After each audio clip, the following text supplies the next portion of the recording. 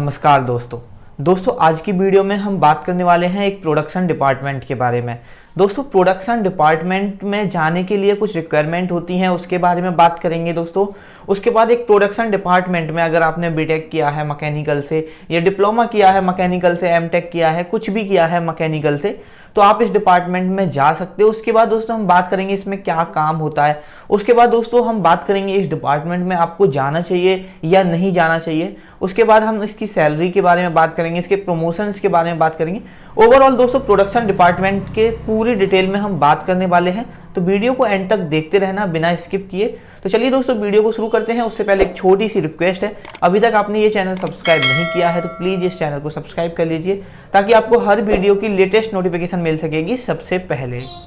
तो चलिए दोस्तों सबसे पहले हम बात कर लेते हैं कि एक प्रोडक्शन इंजीनियर अगर आप मैकेनिकल इंजीनियर हो और प्रोडक्शन डिपार्टमेंट में जाना चाहते हो तो आपके अंदर क्या क्या रिक्वायरमेंट होनी चाहिए उस डिपार्टमेंट में जाने के लिए। तो सबसे पहली और जो इम्पोर्टेंट चीज़ दोस्तों वो ये है कि आपके पास डिग्री होनी चाहिए इंजीनियरिंग फील्ड में। मैकेनिकल फील्ड से ही जाओगे प्रोडक्शन इंजीनियर में, अब स्पेशल आप डिग्री करना चाहो कर सकते हो, लेकिन अगर आपने मैकेनिकल किया है तो मैकेनिकल में एक डिग्री होनी चाहिए। अब डिग्री ग्रेजुएशन वाली डिग्री भी वैलिड होती है दोस्तों, डिप्लोमा वाले भी जाते हैं और मास्टर डिग्री वाले भी जाते हैं। तो आपने कोई भी डिग्री की है आपके पास वो फ़र्क नहीं पड़ता। डिप्लोमा के बेसिस पे जाओगे दोस्तों सैलरी कम मिलती है क्योंकि आपको नॉलेज कम होती है, और बीटेक के बेसिस पे जाते हो तो सैलरी ज़्यादा मिलती है क्योंकि वहाँ पर आपको एक अच्छा लेवल की नॉलेज हो जाती है, तो इसलिए आपको सैलरी भी अच्छी मिलती है। उसके बाद दोस्तों आपको कैड सॉफ्टवेयर के बारे में भी आना ज़रूरी होता है। अब प्रोडक्शन डिपार्टमेंट में इतना भी ज़रूरी नहीं होता कि अगर आपको कैड नहीं आता तो आपका प्रोडक्शन में होगा नहीं, लेकिन दोस्तों अगर आपने कैड सीखा हुआ है तो वो वहाँ पर कहीं ना कहीं आपको बेनिफिट देने वाला है। दूसरा दोस्तों आपको MS ऑफिस आना चाहिए। दोस्तों ये बहुत ज़्यादा ज़रूरी है और ये MS ऑफिस आना चाहिए। MS के जितने भी वर्ड होता है, एक्सेल होता है दोस्तों, पावर पॉइंट प्रेजेंटेशन होती है, ये सब आपको आनी चाहिए अगर आप प्रोडक्शन डिपार्टमेंट में जा रहे हो। यहाँ पर दोस्तों नेक्स्ट है कि आपको एक्सपीरियंस होना चाहिए इंजीनियरिंग फील्ड में।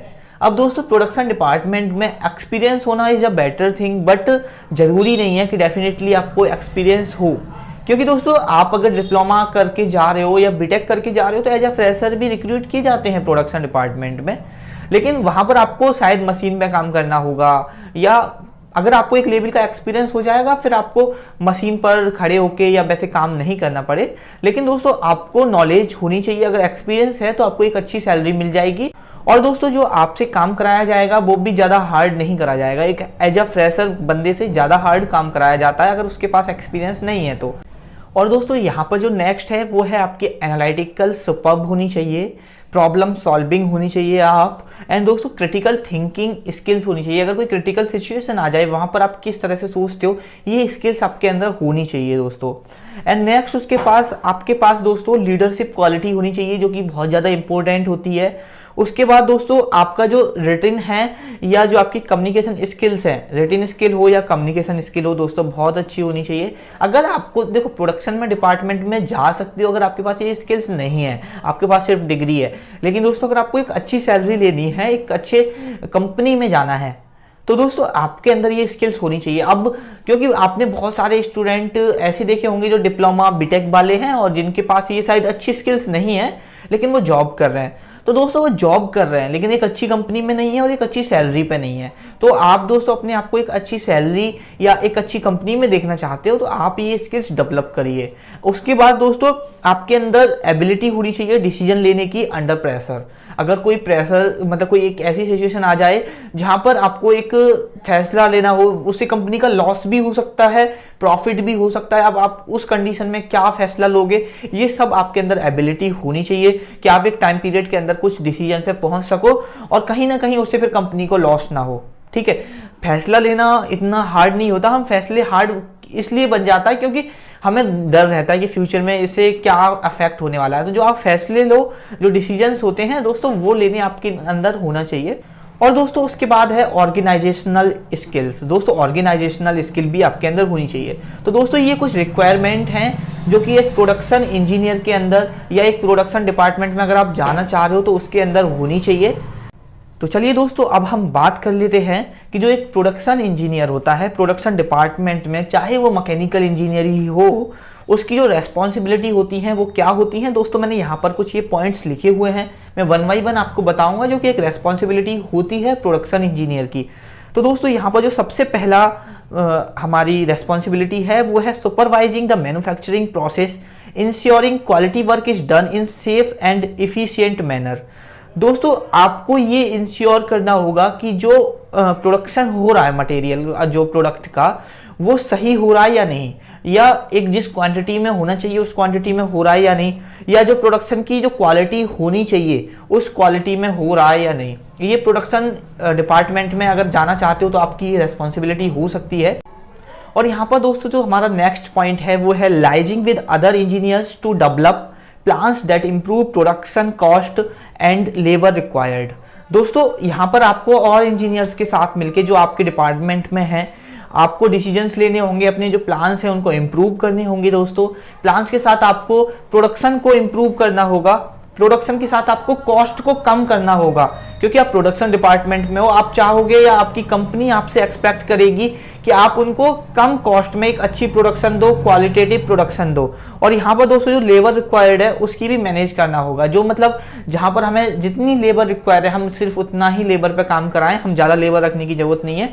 तो ये सब चीज़ें मैनेज करना आना चाहिए, ये आपको मैनेज करना पड़ेगा प्रोडक्शन डिपार्टमेंट में, ये आपकी रेस्पॉन्सिबिलिटी है कि आप ये सब। और दोस्तों यहाँ पर जो नेक्स्ट पॉइंट है वो ये है कि आपको प्रोडक्शन लाइन में जो भी प्रॉब्लम आती हैं उनको देखना पड़ेगा। मतलब आपको ये देखना पड़ेगा कि जो प्रॉब्लम्स आ रही हैं वो क्या प्रॉब्लम्स आ रही हैं और उनको एक सॉल्यूशन प्रोवाइड कराना पड़ेगा। अगर कोई कंपनी खराब हो जाती है या जो आपके नीचे जो आपके जो एम्प्लॉय हैं, आपसे नीचे काम कर रहे हैं, उनकी जो उनका आपस में कैसा कम्युनिकेशन है, वो किसी में कुछ दिक्कत तो नहीं है, कोई कम्युनिकेशन गैप तो नहीं है, ये सब चीज़ें मशीन सही से काम कर रही है या नहीं, ये सब चीज़ें का आपको ध्यान रखना पड़ेगा। और दोस्तों उसके बाद यहाँ पर आ जाता है establishing safety procedure and protocols that take the workers well being into account. दोस्तों आपको ये भी ध्यान रखना पड़ेगा कि जो प्रोसीजर है, जैसे कोई मशीन पे काम करने का जो प्रोसीजर है या जो प्रोटोकॉल है वो वर्कर्स फॉलो कर रहे हैं या नहीं, या जो आपके अंदर एम्प्लॉय काम कर रहे हैं वो फॉलो कर रहे हैं या नहीं। क्योंकि कल को अगर उनको कोई हार्म होता है तो आपको दोस्तों उसका आंसर देना पड़ेगा कि आप कैसे काम कर रहे हो, आप मतलब तो आपको ये सब इंश्योर करना होगा कि जो सारे प्रोटोकॉल्स हैं वो फॉलो हो रहे हैं या नहीं, या जो प्रोसीजर है काम करने का उसी से हो रहा है या नहीं। तो ये ध्यान रखना भी बहुत ज़्यादा जरूरी हो जाता है। अब दोस्तों आपने बहुत लोगों से सुना होगा कि प्रोडक्शन डिपार्टमेंट में तो खुद काम करना पड़ता है, ये तो आपने दोस्तों प्रोडक्शन डिपार्टमेंट में आपको प्रोडक्शन का काम करना पड़ेगा, एम्प्लॉय एज ए लेबर भी काम करना पड़े या, लेकिन दोस्तों अगर आप ये सारी स्किल्स जो मैंने पहले स्किल्स बताई थी वो आपके पास हैं, एक अच्छी कंपनी में जाते हो, एक अच्छे प्लेसमेंट के थ्रू जाते हो दोस्तों, अगर आप एक अच्छी सैलरी लेना चाहते हो तो ये सारी रेस्पॉन्सिबिलिटी है एक प्रोडक्शन इंजीनियर की। जरूरी नहीं है कि प्रोडक्शन इंजीनियर प्रोड्यूस ही करे प्रोडक्ट को, वो इन सबको सुपरवाइज भी कर सकता है। और ये एक अच्छी कंपनी में प्रोडक्शन इंजीनियर का यही काम होता है, ये काम नहीं होता कि वो मशीन पे काम कर रहा है, ठीक है, वो एक ऐसे बंदे का काम होता है जिसके अंदर ज़्यादा स्किल्स नहीं होती हैं।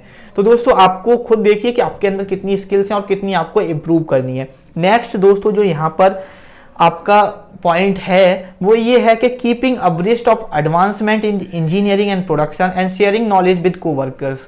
आपको जो भी टेक्नोलॉजी से रिलेटेड या इंजीनियरिंग से रिलेटेड या उन मशीन से रिलेटेड जो भी आपको नई नई चीज़ें टेक्नोलॉजी से रिलेटेड सीखनी पड़ेंगी और जो आपको आती हैं वो अपने कोवर्कर्स के साथ शेयर करनी होंगी।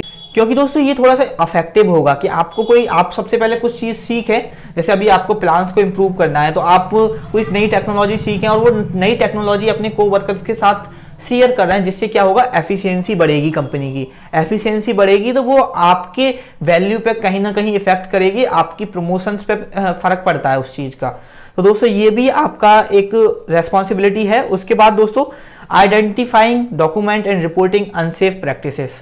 हमको ये पता करना होता है अगर हम प्रोडक्शन डिपार्टमेंट में हैं कि जो अनसेफ प्रैक्टिसेस हैं, कुछ काम ऐसे हैं जो अनसेफ हैं, उनको सबसे पहले देखना होगा कि कौन सा काम अनसेफ है, कौन सा काम सही से नहीं हो रहा है, फिर उसका हमें रिपोर्ट करनी होगी अपने कंपनी के हेड से, जो हमारे हेड होते हैं वहाँ पर, अपनी जो कंपनी के एचआर होते हैं या हमसे ऊपर कोई हो सकता है, हमको उससे ये सब चीज़ें रिपोर्ट करनी होंगी कि ये काम या ये मशीन अनसेफ है या ये काम सही से नहीं हो रहा है तो इसको चेंज कराइए या जो भी, तो ये इंश्योर करना भी एक रेस्पॉन्सिबिलिटी है। उसके बाद दोस्तों हमारे पास drawing up production schedule budget for project, कोई भी प्रोजेक्ट पे हम काम कर रहे हैं उसके लिए बजट तैयार करना है, कितने बजट में ये काम कंप्लीट करना है। और दोस्तों हमको ये भी करना है कि कितने टाइम में शेड्यूलिंग करना भी, कौन सा काम कितने दिन में होना चाहिए, तो ये सब शेड्यूलिंग करना एक प्रोडक्शन डिपार्टमेंट के अंदर ही आता है। और दोस्तों नेक्स्ट है obtaining any material and equipment require, जो भी दोस्तों मटेरियल या इक्विपमेंट की ज़रूरत है वो हमको ऑब्टेन करना होगा, चाहे वो कंपनी से बोल के चाहे कैसे भी वो हमको लाना होता है। तो ये सब दोस्तों रेस्पॉन्सिबिलिटी होती है एक प्रोडक्शन इंजीनियर की। अब दोस्तों हम बात कर लेते हैं कि एक प्रोडक्शन इंजीनियर की सैलरी क्या होती है। तो दोस्तों प्रोडक्शन इंजीनियर की सैलरी अकॉर्डिंग टू मी या मेरा जो एक्सपीरियंस है, क्योंकि मेरे बहुत सारे दोस्त प्रोडक्शन डिपार्टमेंट में हैं, एक आप नॉर्मल कॉलेज से करते हो प्रोडक्शन, आप लाइक एक कोई भी कॉलेज है जिससे आप कर लेते हो डिप्लोमा बीटेक। तो दोस्तों सबसे पहले मैं डिप्लोमा वालों की बात कर लेता हूँ। डिप्लोमा वालों को दोस्तों शुरुआत में 12,000 रुपये मिलते हैं प्रोडक्शन डिपार्टमेंट में।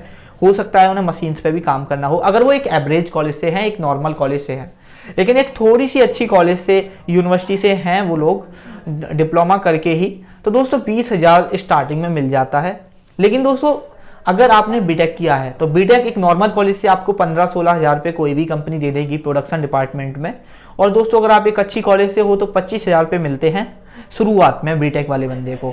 ये आप ज़्यादातर नॉर्मल कंपनीज का यही होता है। और दोस्तों अगर आप टॉप कंपनीज में जाना चाहते हो तो आपको एमएनसी है या और भी कंपनी है, उनमें दोस्तों आपको एक अच्छी सैलरी मिल जाती है। उसके लिए दोस्तों आपकी स्किल्स हैं, जो मैंने आपको स्किल्स बताई हैं ऊपर, उनको इम्प्रूव करिए बिल्कुल एकदम। और दोस्तों मैंने वहाँ पर एक चीज़ बताना भूल गया शायद, कि आपकी जो इंग्लिश है वो काफ़ी अच्छी होनी चाहिए अगर आप एमएनसी में जाना चाहते हो। मेन चीज़ होती है दोस्तों इंग्लिश। अगर आप, क्योंकि आपको बहुत सारे लोगों से डील करना पड़ता है, शायद वो आपकी कंट्री के भी ना हो, तो आपको इंग्लिश आना बहुत ज़्यादा ज़रूरी है। अब दोस्तों आप सोच लीजिए कि आपको 12,000 की जॉब करनी है या 30,000 की। दोस्तों अगर आप एमएनसी में जाओगे 30-35 से शुरुआत होती है वहाँ पर। तो दोस्तों ऐसा नहीं है कि आप नहीं जा सकते, आप एवरेज कॉलेज से हो तो आप नहीं जा सकते हो, आप जा सकते हो। कंपनी को आपकी कॉलेज से इतना मतलब नहीं होता, आपको स्किल से मतलब होता है। आप उनको समझाइए या आप उनको बिलीव दिलाइए कि एक महीने अगर आप इंटरव्यू देने जाते हो तो दोस्तों आप इंटरव्यू ऐसा इफेक्टिव दीजिए कि उन बंदों को लगे कि इस बंदा बेशक एक नॉर्मल कॉलेज से है लेकिन हमारी कंपनी के लिए ये बहुत ज़्यादा फायदा दे सकता है। तो दोस्तों आपके अंदर वो इंटरव्यू देने की क्वालिटी भी होनी चाहिए कि आप कैसे इंटरव्यू दें। तो ये सब चीज़ें बहुत ज़्यादा इंपॉर्टेंट होती हैं और आप एक अच्छी कंपनी में जा सकते हो, चाहे आप कितनी भी बेकार कॉलेज से आपने डिप्लोमा या बीटेक किया है। आप दोस्तों अगर प्राइवेट में जाना चाहते हो, प्रोडक्शन में जाना चाहते हो, मैं आपसे एक ही चीज़ बताना चाहूँगा आपको कि आप दोस्तों सबसे पहले तो ये डिसाइड कर लीजिए कि आपको एक नॉर्मल एक बेकार सी कंपनी में नहीं जाना, 12-14 हज़ार की जॉब नहीं चाहिए। क्योंकि दोस्तों अगर आप एक 12,000 की जॉब के चक्कर में फंस गए ना तो आप फिर वहीं फंसे रह जाओगे। सबसे पहले दोस्तों अपनी स्किल्स पे ध्यान दीजिए, उन स्किल्स को इम्प्रूव करिए। और दोस्तों जॉब लीजिए, अच्छी लीजिए, प्राइवेट ही लीजिए। और ये चीज़ दिमाग से बिल्कुल निकाल दीजिए कि आप एक बेकार कॉलेज से या एक नॉर्मल कॉलेज से आपने डिप्लोमा बीटेक किया है तो आप एक अच्छी कंपनी में नहीं जा सकते हो। और दोस्तों अच्छी कंपनियों के बारे में पढ़िए कि कौन कौन सी अच्छी कंपनी है। मैंने ऑलरेडी वीडियो बना रखी है कि भारत की कौन कौन सी टॉप इंपोर्टेंट या जो टॉप एमएनसी कंपनी है या जो सबसे बड़ी कंपनी है मैकेनिकल इंजीनियर वालों के लिए, वो कौन सी है। आप देखना चाहो तो मैं नीचे डिस्क्रिप्शन में लिंक दे दूंगा, आप उन वीडियोज को भी देख सकते हो। तो दोस्तों ये बहुत ज़्यादा इंपॉर्टेंट होता है कि आप कौन सी कंपनी सिलेक्ट करते हो। अभी आप अपनी स्किल्स पे ध्यान दीजिए, फिर दोस्तों कंपनी में इंटरव्यू देना शुरू कीजिए। उसके बाद दोस्तों हम बात कर लेते हैं कि प्रमोशंस के बारे में। तो दोस्तों इसका प्रमोशंस लीनियर होता है, लाइक ऐसा नहीं है कि एक साथ से आपकी सैलरी बढ़ जाएगी, आपकी सैलरी टाइम के अनुसार ही बढ़ती है। और अगर आप ज़्यादा अच्छा कंपनी को देते हो तो शायद आपकी बढ़ जाए, लेकिन नॉर्मली दोस्तों आपकी कंपनी में जो प्रमोशन होता है वो लीनियर होता है। तो दोस्तों ये प्रोडक्शन डिपार्टमेंट के बारे में मैंने आज बताया। अगर आपको ये वीडियो अच्छी लगती है और आप किसी और डिपार्टमेंट के बारे में जानना चाहते हैं तो नीचे कमेंट करके बता सकते हो। आप किसी भी ब्रांच से हो, कोई भी डिपार्टमेंट की नॉलेज चाहिए आपको मैं प्रोवाइड कराऊंगा, आप नीचे कमेंट करिए। और दोस्तों अगर आपको वीडियो अच्छी लगी लाइक शेयर और चैनल को सब्सक्राइब करके ही जाना। बाय बाय, टेक केयर दोस्तों, आपसे मुलाकात होगी किसी नेक्स्ट वीडियो में।